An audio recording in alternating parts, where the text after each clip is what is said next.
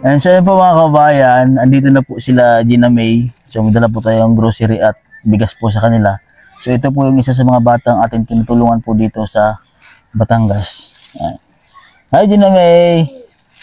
Dala si Kuya bigas at saka mga ulam nyo. Grocery, mga dilata. Ha? Tinapay. Agat si Kuya ha? Agat. Ano ulam nyo? Wala. Ha?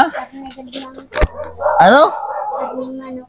Karning manok. Ay, sarap. Nakakarning manok pala si Gina May. Kapit pa. Ha? Kinatay ni Papa mo ang manok. Apo. Kamusta naman kayo dito ng bagyo? Okay lang po. Ha? Okay lang.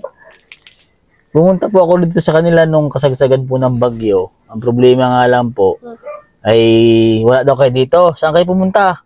Nagtrabaho. Ha? Ako. Sino lang nagtrabaho? Gina May? Papa. Si Papa mo? Naghalabas? Apo. Ay sumama kayo doon. Apo. Kamusta naman sila kuya nyo?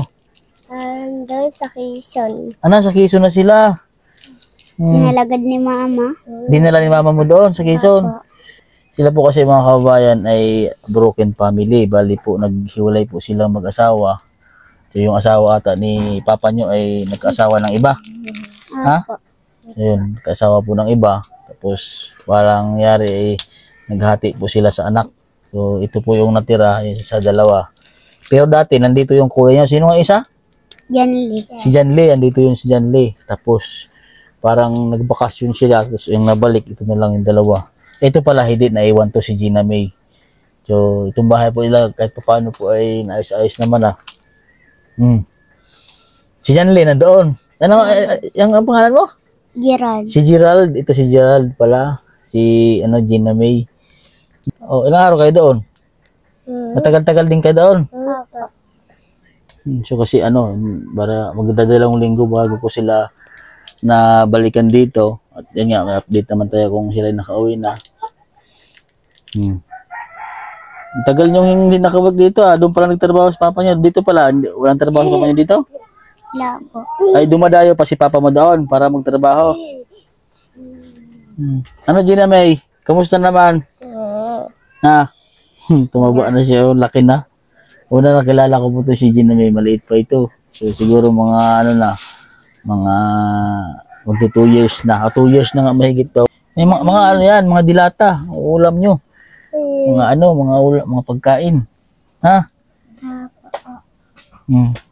So hindi po natin sila naasikaso sa pag-aaral pa dahil yun nga birth certificate mahirap.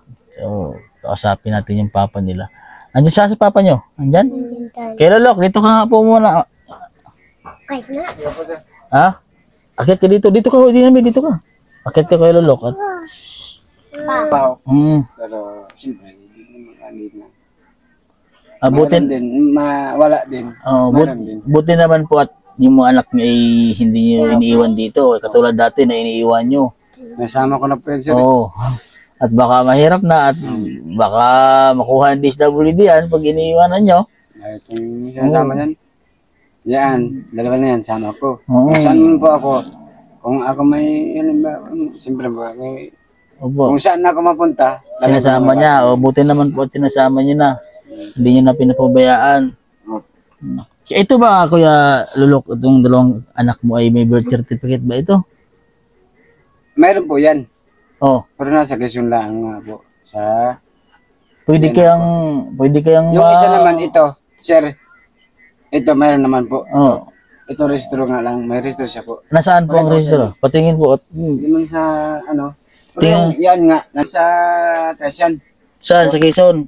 Patingin. Taisan po ito. Taisan? Sa Batangas din. Yan o.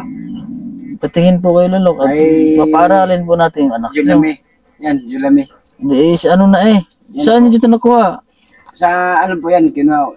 Hindi man yung original yan. Yung gusto ko makuha ang original yan. Gawa kung... Ay, mayroon siyang birth certificate Ito sir, ang Taisan din. Taisan din yan. Baka ito pwede ito sa school na mapakita sa school ito. Baka pwede naman siguro na sir na... Pwede siguro ito. Siguro pwede, siguro. Mayroon pala ito. Ito, nasa taas ng baho. Saan yung Batangas din? Opo. Ako, Sa, kailangan, ano, sir?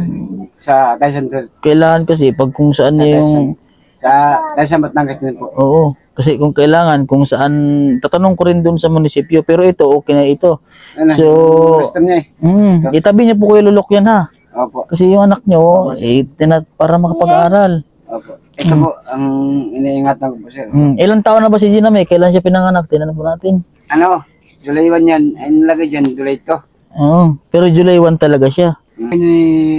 Anong panak niyan sa kanya, DSWD po. Oo, DSW. Opo. July 1 naman po nakalagay.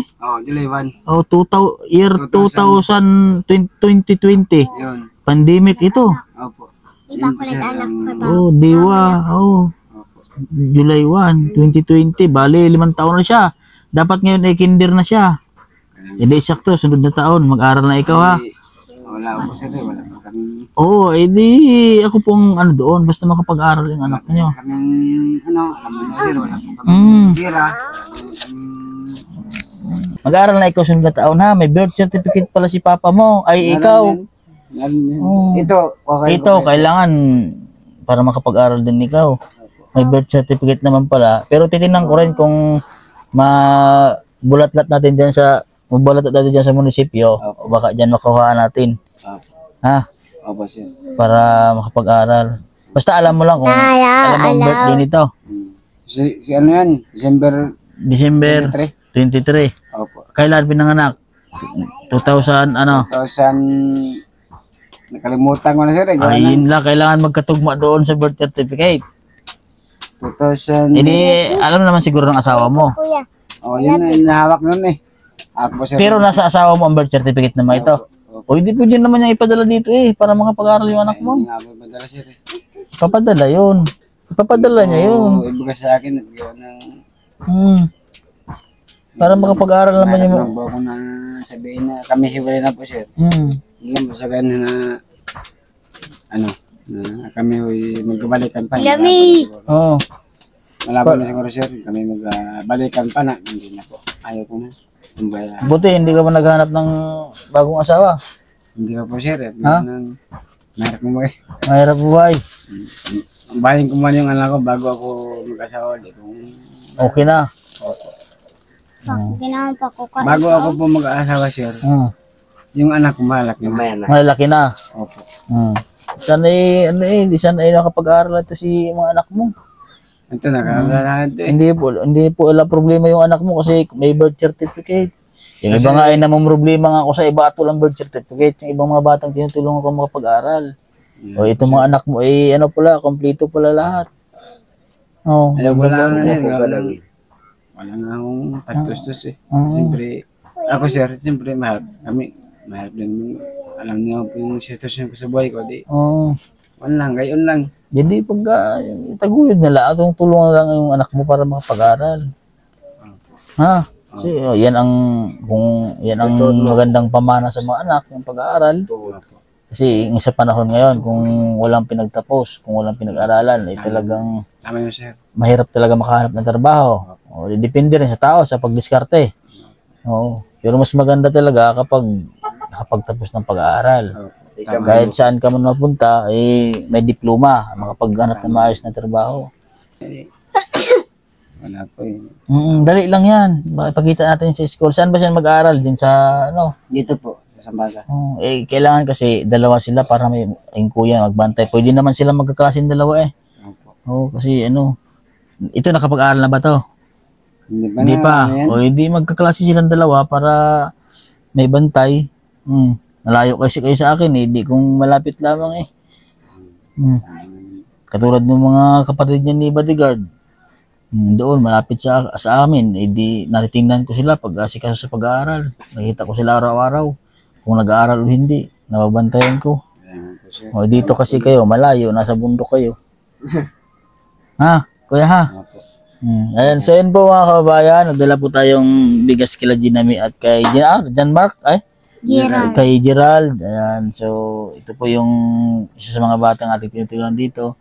At maraming salamat po sa ating mga followers, mga subscriber at mga viewers po. Ayan, kay ate, kay sir, kay kay Ma'am, sa ating anonymous, kay Ate, kay Tita Mami nila Bibi Sir at Joy Bibi Joy. Maraming salamat po sa Bulusan Sister po. Maraming. Kay Sir po, sa nagtutulong sa atin palagi, nagpapadala ng bigas. Maraming salamat po sa inyo. So ayun, nagdala po tayo ng isang sakong bigas at mga pagkain po nila dito. Ayan. So ayun po, sa mga nice folks magbigay po ng tulong, isa sa aking Facebook page, Master Ring Ring Channel po.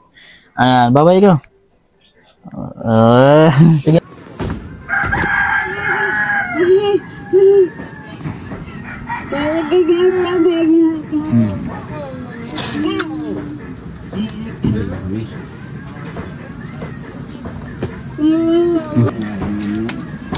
Araw-araw ulam, mahirap naman yung ngayon na ano din.